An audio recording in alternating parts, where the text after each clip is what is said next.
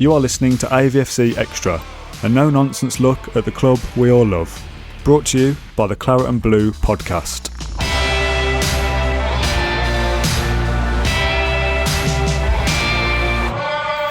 Hello and welcome to AVFC Extra, a little extra dose of Aston Villa into your podcast feed from the team at Claret and Blue. I'm James Rushton, and today we're diving deep into the topic of injuries, specifically the injury that occurred to Wesley, the former Aston Villa record signing, who was injured on New Year's Day with a serious knee injury that keeps him out to this day. We've got Ben Dinnery on the podcast today to dive in deeper to Wesley's injury and all injuries and some of the weirdest injuries he's heard, some of the weirdest ones he's seen at Aston Villa, and of course, what the worst injury a footballer can suffer is. So without any further ado, here's Ben. So hi Ben, how are you doing? How are you getting on? Yeah, all good, James, during these strange times. So yeah, it's great to have football back.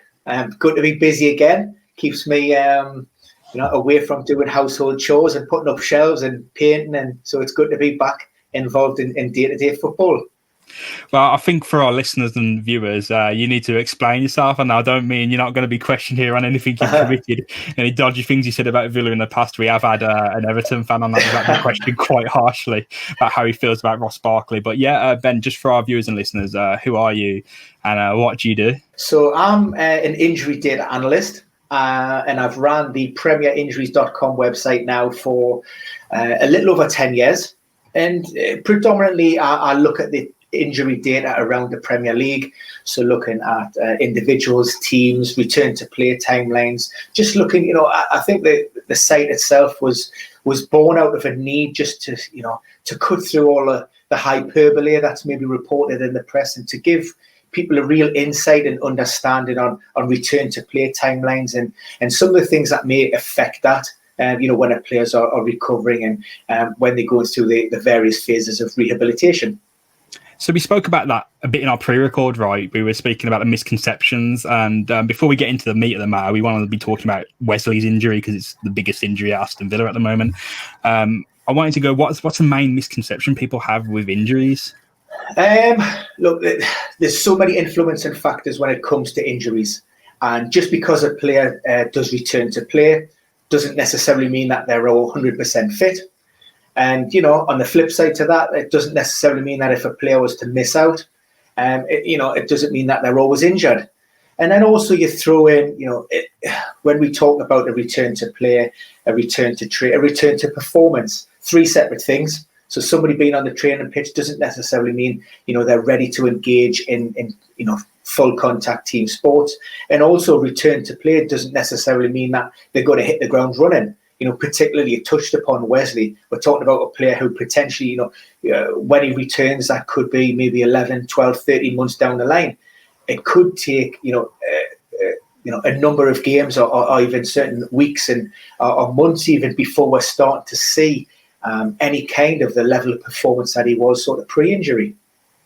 So, we all saw Wesley's injury on New Year's Day. It was pretty a grotesque highlight reel. At the time when I saw it, it didn't look innocuous, but you think he's getting up from that. There's no way. But you look at the picture, and I know most of our viewers and listeners would have seen the picture, but his picture is his knee bending under a stress challenge from Ben Mee. What type of injury would that have been then? Because we see knee ligament damage a lot, knee ligament. We don't see the detail of it. What type of injury would that have been? Yeah, so this is predominantly affects the anterior cruciate ligament. So when we talk about mechanism of injury, and that's obviously the tackle coming in from the side there, and the anterior cruciate ligament actually acts as a stabilizer of the knee joint. That attaches the femur, the thigh bone, to the shin, the tibia. And that keeps things sort of nice and tight in there. Now, obviously, the impact from the tackle stretched that ligament and caused that ligament to rupture, which, in turn causes the instability. And there's also damage, in and around the medial collateral ligament. So that's the ligament on the inside of the knee. So rarely do we see ACL injuries happen in isolation. There are always, more often than not, there are always, secondary complications and further damage in and around the joint. Like I say, that might be around the medial ligament, and also possibly that there's a good chance that there was damage in and around the cartilage as well. So I think you mentioned those three crucial letters, the ACL, right? I think we hear a lot about that. And is it the biggest, one of the scariest injuries you can have as a footballer? Do you think? I mean, you see the data. What is how common is this? What does it do? How common is it? Inherently over the course of your typical Premier League season, we could record anywhere in the region of maybe 8 to 15 reported injuries for those involved within the first team or considered first team players within the Premier League. And return to play strategies and return to performance, it's certainly a lot better than it was a few years ago. At one point it was probably considered career ending.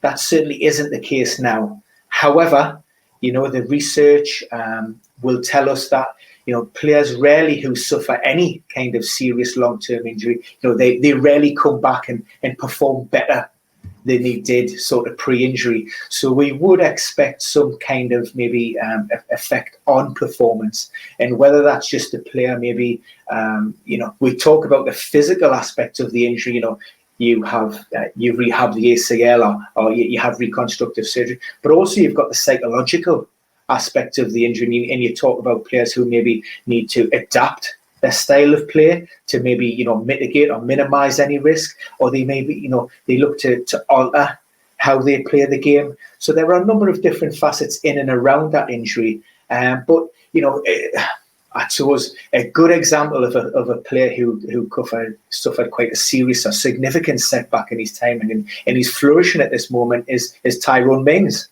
I think it was back in 2015, maybe at his time in Bournemouth, suffered quite a serious setback, very similar to Wesley in terms of we know it was MCL and we know it was ACL, and you see how he's performing, in recent times. So there's still hope there, of course, but there are no guarantees. What do you think is the biggest? I know we've already spoke about misconceptions, but directly with the ACL, MCL, I think you do see it was like the metatarsal thing in 2002, and when Wayne Rooney had it, it was just this big shocking thing. But what is the biggest misconception you think the footballing watching public have about these type of injuries? Yeah, I mean, it goes from one extreme to the other. We can look at the likes of maybe Florian Lejeune at Newcastle. He suffered an ACL injury back, it may have been 2017, I think, give or take. Now, he returned to play within 120 days. So immediately, people say that, and then they expect all players to return within that type of timeline. We've actually seen examples where players return to play slightly quicker than that. Roberto Baggio, towards the end of his career, managed to return to play within 88 days. So less than 3 months, and he was performing for Italy, on the international scene, which is, phenomenal and certainly unheard of. So people, like I say, see these sort of timelines. And when you see the likes of your Wesleys and your Tom Heatons, and it's going past 4 and 5 and 6 and 7 months, you're thinking, well, what's wrong? What's happening? Why aren't they back on the pitches? When the reality of the situation is an average return to play, inherently we're looking at maybe 9 to 12 months. Any return to play within the 9-month period, and there's a significant risk of re-injury or recurrence around the knee joint. So it's that understanding that there are different procedures, there are different recovery rates, players respond differently to treatment, and also in long-term injuries, very rarely is that road to recovery smooth. There are twists and turns along the way and setbacks, and players need to be sort of held back a little bit. So it's nothing to worry about in the grand scheme of things. But like I say, there are so many influencing factors that play a part in a player getting back out on the pitch. People don't necessarily, see that or maybe even fully understand or realise what's going on behind the scenes. So going back to the direct injury, at the moment of collision, what would have happened to those ligaments as one player's knee collides essentially with another? Yeah. It takes them out. So the ACL, like I say, will attach to the thigh bone and the top of the shin, and at a point of impact that stretches. So the thigh bone will actually move forward ahead of that shin bone. It will stretch and strain. And given what we know of Wesley, that's stretched to a point where the tissue and the fibre damage is such where it's almost a complete rupture. in the fact that it's snapped, gone, or certainly a large percentage of those fibers have been torn. And the only way really of progressing from that point is reconstructive surgery. So it's that side impact which is, it's distorted that structural and made that knee unstable. So I think the complications are worth speaking about, because there's a recovery process I think we'll touch on. But I remember yesterday, I don't want to date the podcast too much, but there was a quarterback who came back in the NFL, Alex Smith. He had to have 17 ligament surgeries, I believe. So there are a massive amount of complications that can occur from person to person. So when we saw people dating Wesley to come back in October, and now that's probably been postponed until 2021 at the earliest, there are plenty of complications that can happen with a ligament injury and the recovery, I guess.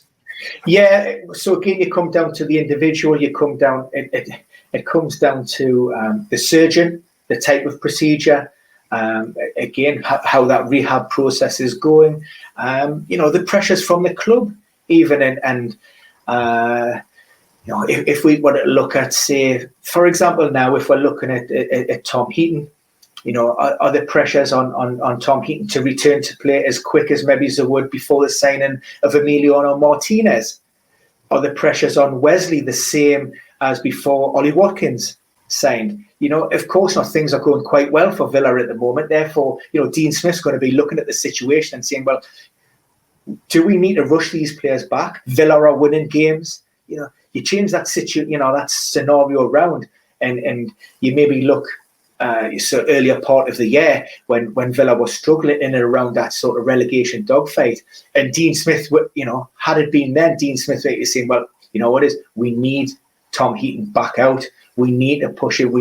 Because the clock is always ticking. The second the player is injured, the countdown is on. To get those players back on the pitch, and very rarely are players afforded the opportunity to go through a full, recovery and rehabilitation program. It's all about it's fine margins, it's a fine balancing act, and it's about being involved in those player-led decisions.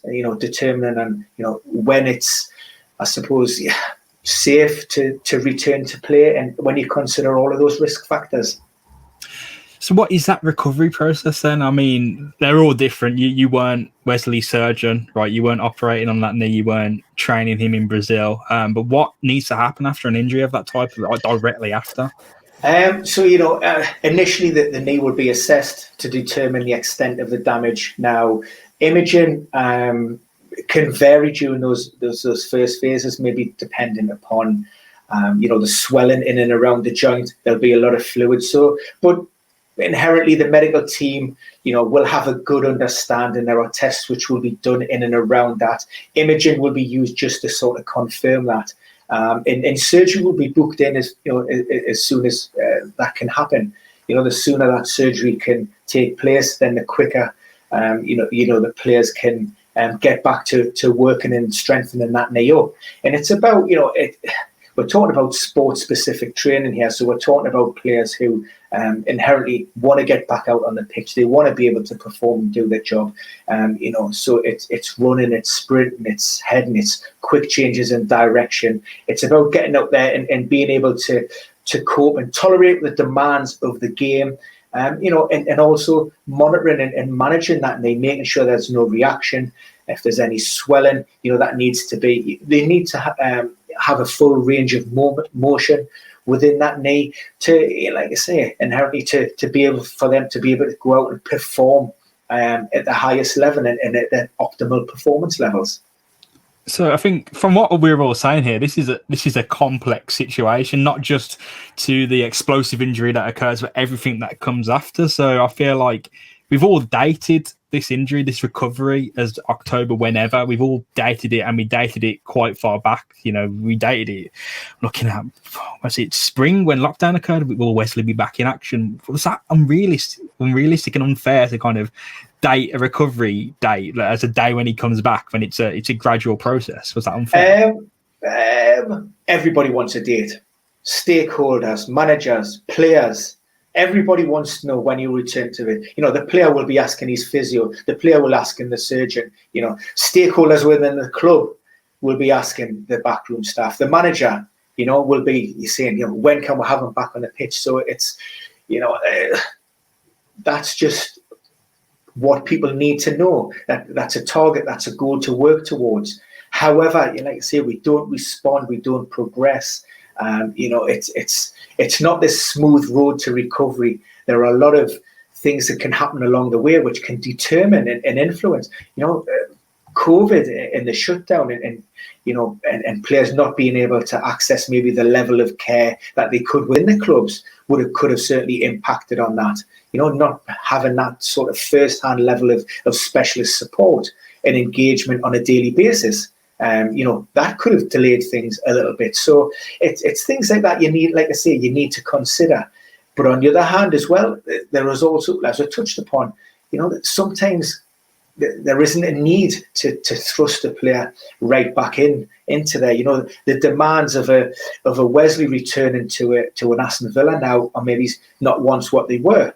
If you look at my hometown club in Newcastle, if Callum Wilson was to suffer a major setback, ACL injury, then the pressures on the likes of Steve Bruce to get him back would be inherently greater, because we don't really have another centre forward or striker who's able to maybe get the amount of goals that Callum Wilson can. So, like I say, that all of these play influencing factors in that, but inherently at the centre of all of this is the player.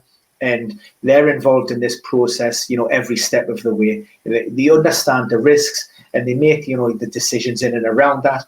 But of course, clubs have a duty of care as well, and they also need to protect the player as well, and ensure that not only a player returns to play, but they also stay fit and they continue to do that.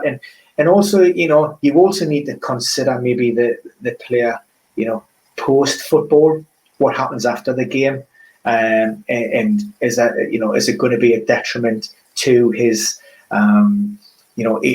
living after his career's finished? And so there's also aspects of that to consider, not just the here and now and the present.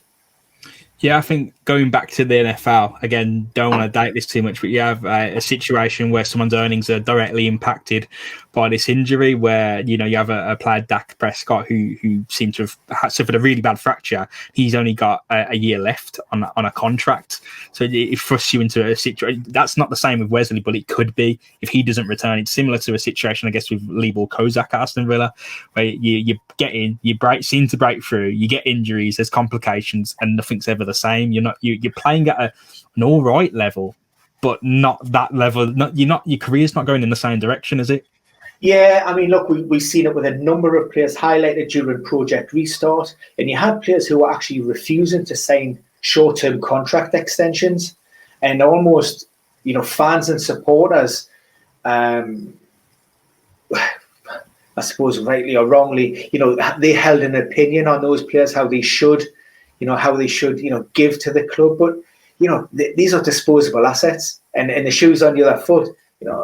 This situation may be unprecedented, but, by not renewing contracts before that, clubs made it inherently clear that they probably didn't fit in their long-term objectives. We've seen the guy from Leeds United. Now, he signed a short-term deal, so we're talking about a 9 or 10 game short-term contract. Within that period of games, suffered a ruptured ACL. Come to the end of July, he's out of contract and he's sitting on a 8 or 9 month injury. Now, he is in no position to be able to sign for another club. You can write off almost a year's worth of salary. He's then got to go through all his own rehab. He'd maybe have to finance that. I see a lot of mud being thrown at players, and I look at hometown club with Ryan Fraser.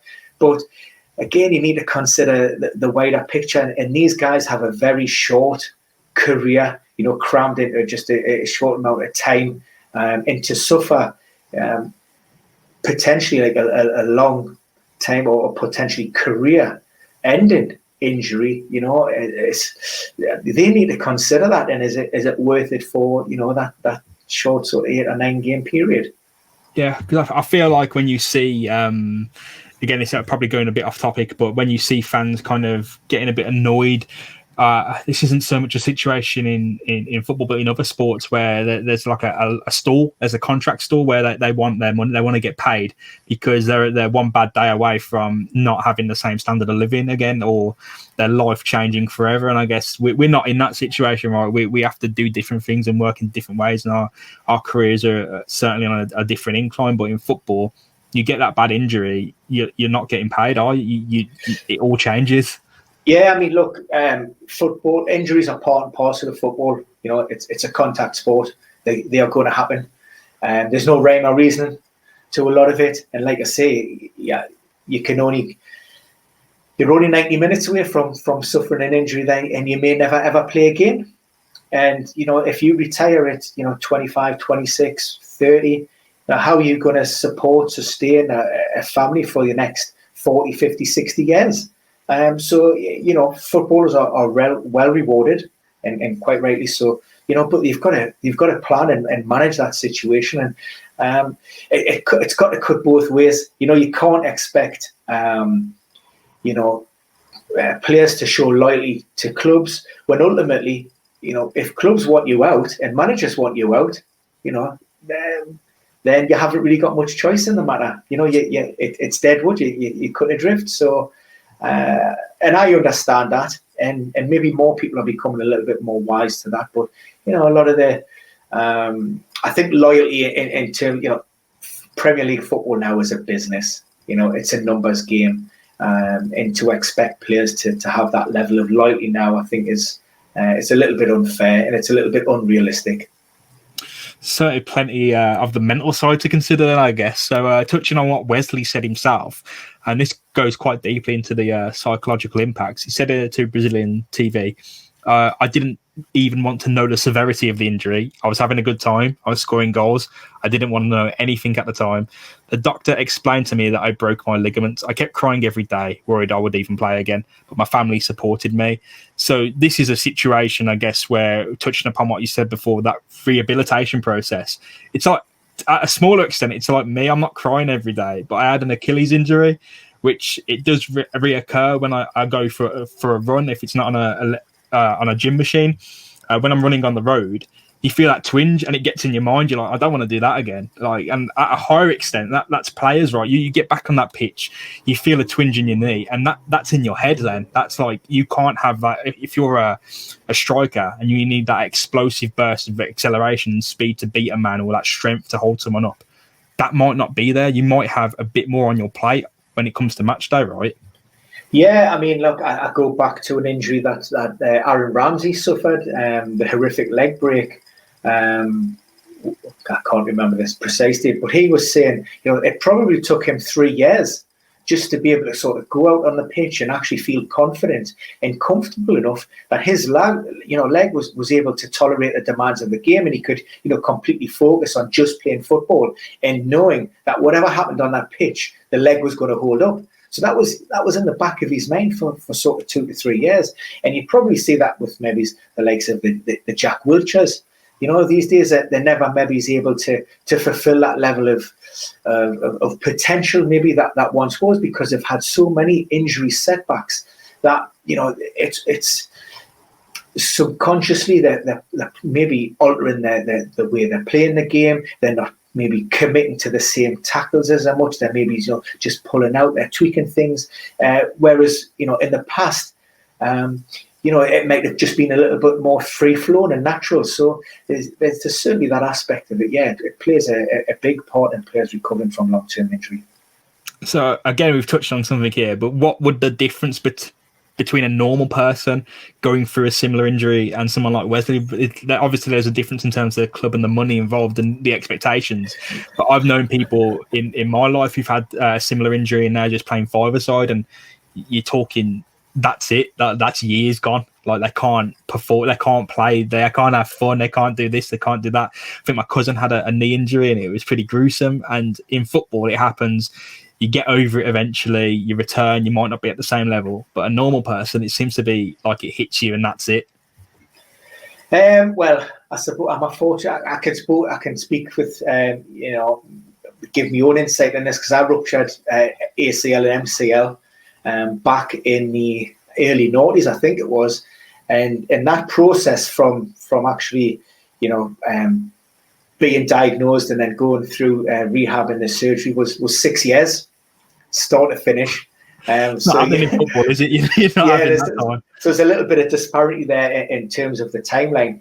But, other than maybe a few weeks or a few months off work at the time, inherently I was able to go around about my day-to-day business as it was. It certainly didn't affect anything that I was really doing in and around work at that particular point in time.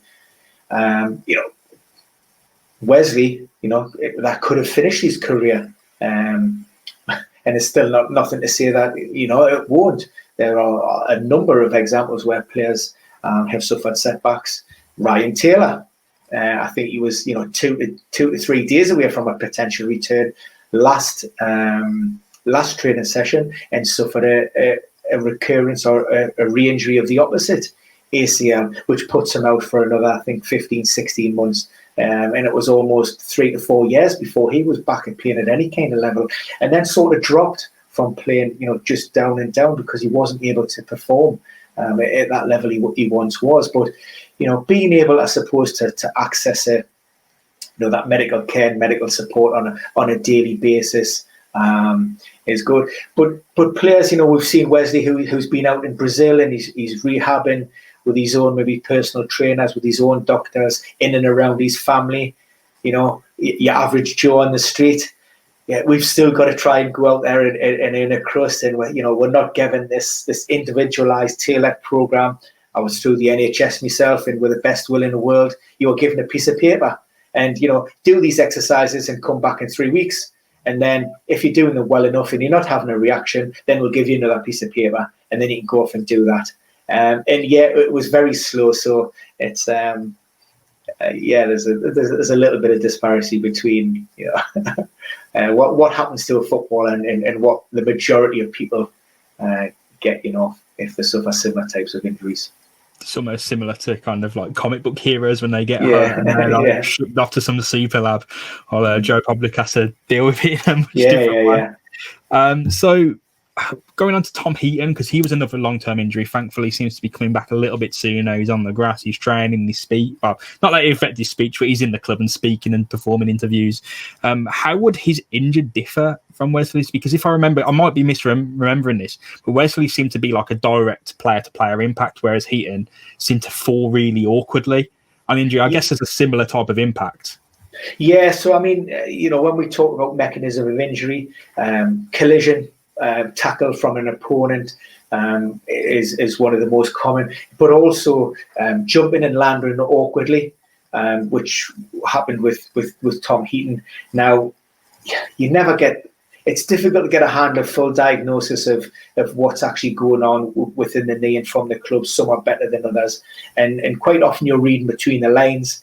But given what you can see through sort of video analysis and from the player himself, it seems that there was very little or no, secondary structural damage in and around that joint. So the focus primarily would have just been on the ACL.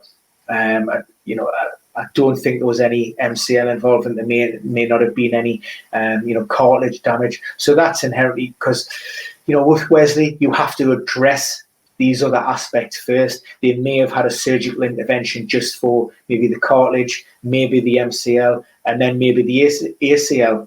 So it happens at different stages, and it goes through that process and different timelines. Whereas with Tom, it could have just been straight down the line, ACL. And once that's surgical intervention's been complete, then you can start working on the rehab, which is why maybe he's looking to return slightly ahead of Wesley's sort of time frame.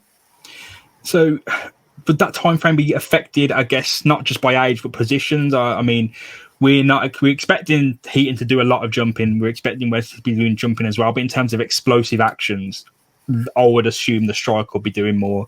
Thus, they would have much more time allowed for recovery. Goalkeeping situations, they're quite sort of involving quite intense bursts of energy quick changes. They may not be involved in the game for 70, 80, 85% of the game, but those 10 to 15%, those actions are quite high intense. So the demands on the body can be fairly extreme. But like I say, yes, when we're talking about goalkeepers, although I don't have the specific data to hand, but most of those ACL ruptures types injuries will be caused by awkward landings, those taken off and single leg landings, which are putting that knee under additional stress. Certainly, when we look at the data just in and around injuries, predominantly, there's a significant percentage of those will be outfield players. There's only a sort of small smattering of reported ACL injuries will relate to goalkeepers. I think there's only a couple that instantly sort of spring to mind. Tim Krul, when he was at Newcastle and now at Norwich, being one of those. So I guess I say quote unquote fun. We'll go on to some kind of miscellaneous questions to kind of wrap it up. I wanted to know, Ben, what's the strangest footballing injury you've heard of that's kept someone out for a while? Well, sticking with the Villa theme, I suppose. Again, back in I think it was maybe around about 2007-ish. We know where we're going with this. With the Darius Vassell one. So I don't know if that was the injury that you had to mind. He had a bit of a blood blister. I think it was under his big toe, and as opposed to maybe seeking medical guidance from the backroom staff down there, decided to take a drill to his toe to try and relieve that pressure, which subsequently got infected. So we've got that, which is not the best thing to do in hindsight. But I think we've seen was it Dave Besant maybe dropped a glass jar of salad cream, I think, on his toe. We've had Kieran Dyer, who's run into a pole on the training pitches and it suffered an eye injury that kept him out for a few games. So there's been a few during my time. I think Rio Ferdinand had one, suffered a muscle strain. I think was watching telly when he was putting his leg up, watching, and pulled a muscle. I don't know if it was his lower back or leg as well. So the most innocuous of times, and so there have been a few. And probably the grimmer side of the spectrum, what is you thinking from the data you've assessed throughout your career, what seems to be the worst injury that a footballer can have? Like, is just, I mean, everyone's different, but what is just the bad news injury? The bad news injury. Look, I mean, like I say, we talk about ACL injuries and the other structures involved in and around the knee. The research will tell us that, like I say, you will never perform better than you did pre-injury. That's a fact. And, some evidence will even suggest that 50% of those players will never return to that same type of level. But they're still out there and they're still able to ply their trade. I think the ruptured Achilles is still quite a naughty little injury. And again, you're talking about a significant time period out. But even just, your average sort of day-to-day, your degenerative injuries, those maybe ongoing knee problems, arthritis, tendonitis issues from overuse. So things that are not necessarily severe in terms of requiring significant amount of time on the sidelines, but those that are just sort of niggling away, which need to be managed. You may need injections. You may need, those ones that can really sort of affect you down the line. Like I say, a post-football career, when you're away from the game, joints, all aching and, pain through arthritis. And, we've talked about, if you want to go back to the likes of maybe Gabriel Batistuta, in terms of, the ankle injuries that he managed throughout his time. He continued playing and he was given painkiller injection. By the time he finished football, he quite openly came out and he said, look, I want you to chop my feet off. I want you to take my ankle off because I'm living in so much pain on a daily basis. I need to relieve that in whatever way, shape or form. I guess that goes back to Vassal having, and it's always a stress as well. I mean, Vassal, it probably sounds silly now that he took a drill for a blood blister, but there are reasons why that happened. And if it's just to get rid of the pain, it's spontaneous, it's an impulse. Whether it's worried about returning, there's something in my mind I can do. It might not be silly after, it might seem silly after the fact. In hindsight, at the time, it might be, I've got to do this. This is just not working. Yeah, look, I mean, I think I took a pair of scissors to an ingrown toenail from me and got infected, and I ended up requiring surgery myself. Yeah. So yeah, in a little bit of hindsight, you do think things are good at the time. The pressures are on players, to perform, to be available, to get out there on the pitch and deliver are immense. Certainly these days. We talk about there's a lot of comparisons around looking at the injury data from teams that are performing well compared to teams which are maybe struggling towards the bottom of the league.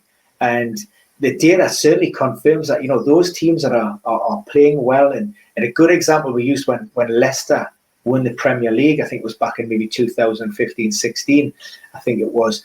In terms of the number of injuries reported and the days lost, they were far and aware that the lowest, the fewest number of injuries of any team in the Premier League. But you look at those players who are maybe carrying minor knocks and niggles and small issues. They want to get out there. They want to be a part of that 11. They want to be out on the pitch, because if they miss a game and somebody comes in and performs well, they've lost their place in the team.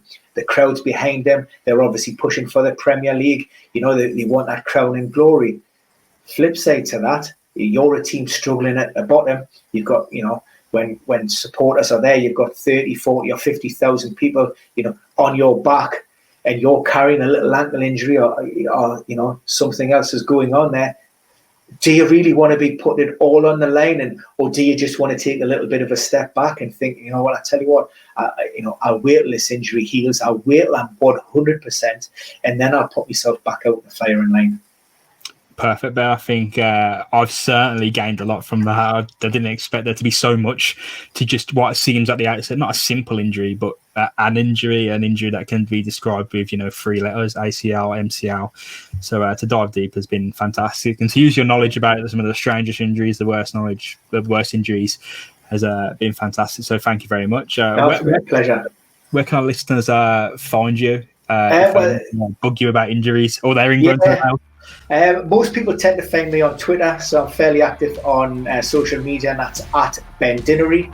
But if you're just looking at availability rates and potential returns to play and who's injured in and around the Premier League, premierinjuries.com is where you can find all of that information. Oh, perfect, Ben. Thank you very much. Appreciate it. Yeah, pleasure. Thank you for listening to AVFC Extra, an additional dose of Aston Villa content for you, brought to you by the Claret and Blue podcast team. If you enjoyed the episode, please do get in touch with us, get involved in the comment sections, tweet us at Claret Blue Pod, or leave us a review on iTunes. We really do appreciate it. We'll catch you again very soon with some more content. Until then, up the Villa.